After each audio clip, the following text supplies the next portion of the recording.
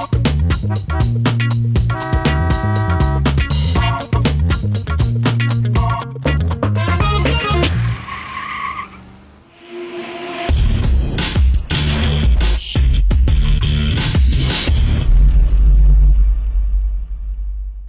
guys, Merrill here with Moment with Matt. I want you to take a little ride with us as we head to Little Rock, Arkansas and the surrounding areas to follow up on some leads that we've got over the last 2 weeks. We're going to go all around the area, looking at multiple properties, see what we can find out, and see if we can close some deals. I'm on the road heading to, I'm actually already past Conway, Arkansas, heading to Little Rock, looking at a lot of properties today. So we do a mixture of house flipping, rental portfolio, wholesaling. We really do it all in the real estate game and try to be as efficient and profitable as possible and figure out the best, exit strategy or end result for each property. So as of right now, as we're going through a hiring transition, I am doing some of the sales calls and the meetings with potential leads. And so I made a first stop this morning in Conway, met with a gentleman who had 14 properties that we're looking at. It also had a construction background. Who's interested in maybe working with us on some deals up here. So you never know what it may lead to. As I'm also, my next stop as I exit out of Conway is to look at a mobile home park. And so we're always looking to invest in more properties as we're putting a big focus on growing our rental portfolio with multifamily housing and self-storage and also mobile home parks. And I just went and looked at one, and I'll share some video with y'all as well and kind of get a look at it. But now I head into Little Rock and south to Benton and Hot Springs, Arkansas. It really going to be all over the map today, at least in the central part of Arkansas, as I look at different properties. So, we do a lot of things and looking to hire a team and expand the Little Rock market, Little Rock, Arkansas. And so that's what I'm doing right now, spending the day on the road, looking at properties, love talking to sellers and learning about their story and what their story may be as we send them direct mail. And so what they do is they call us back, and if they're interested in selling, or they call us back to let us know they're not interested in selling. And those calls can get very interesting at times. Could be filled with questions or just some frustration or some anger on how they got that letter. So I'm going to share some different videos with you throughout the day. I'm going to pull up to some houses and let y'all kind of get a look at what I'm looking at, and hope y'all enjoy. So we'll keep this thing rolling.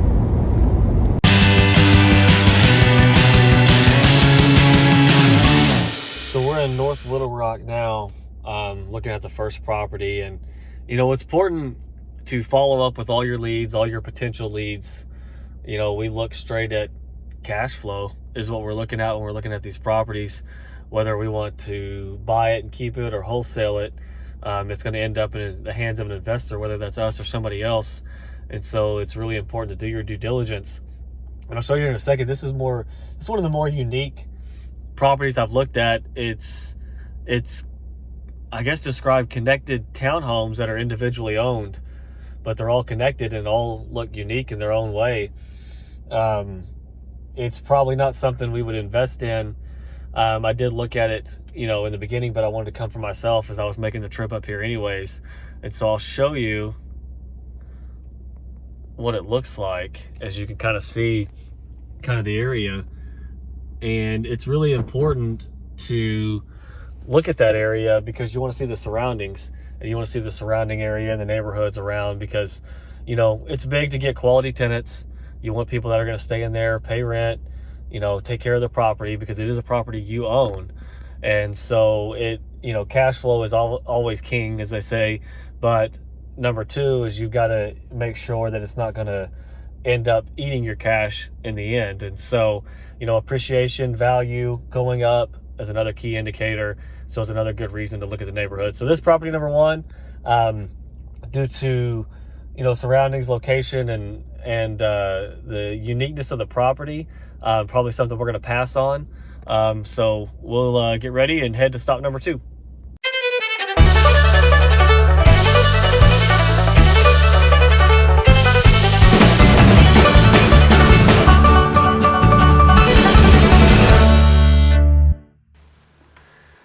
back in the office after our trip to Little Rock, Arkansas, looking at different leads. And I want to talk a little bit about follow-up and the importance of follow-up on your leads. You know, they're not all going to work out, neither did all these. You know, I spent, we'll say 7 hours in the truck going to look at leads, but taking that day to go and follow up and talk to the homeowners and sellers. And they're not always going to be there. So I got to drive by some properties, look at the area. What you really want to do is drive around the area before you actually go to the property to see what you're looking for, as you'll see in some of our videos on site.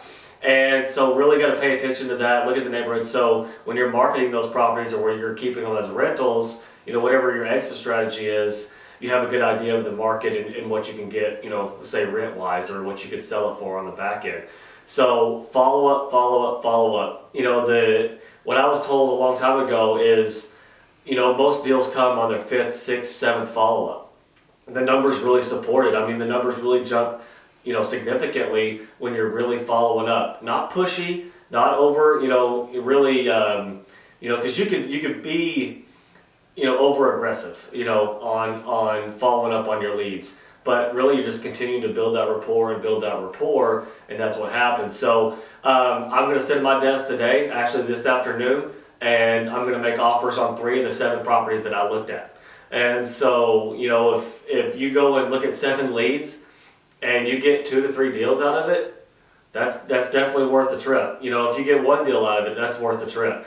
And so the importance of that, you know, and really following through, talking to your sellers, because, you know, they may think if they don't hear from you in a while, they're going to go seek somewhere else. Because now in their head, now they're thinking about selling when maybe they weren't before until they got your letter.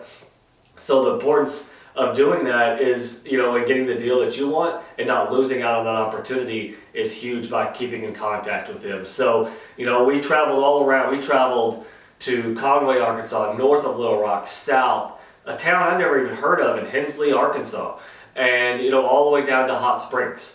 And so going all around it really helps me get an idea of the market, as, you know, I've been to Little Rock several times, but not too familiar.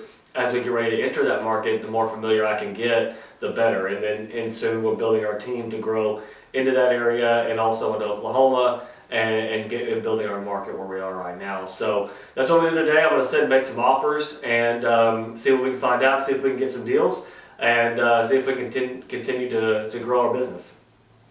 And guys, before I forget, if you're an entrepreneur, real estate investor, whatever it may be, if you're interested in this content, you know, we're going to have stuff for you.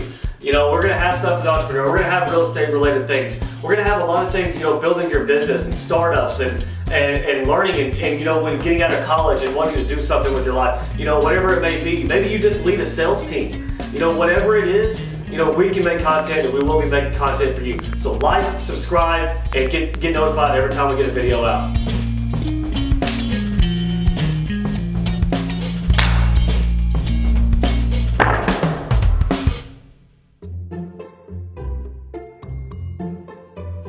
Dad, I have a proposal. Okay. You buy houses, right? Uh-huh. I have a house. Here's the pics and my asking price. But Peyton, it's a dollhouse in the garage. The card says any location. Peyton, it's a toy house. The card says any condition. Peyton, I've paid for it once. It's broken and has strawberry pop spilled on it. Any condition. Fine, here. Maybe I can sell it on eBay or something. Pleasure doing business with you, Mr. Merrill.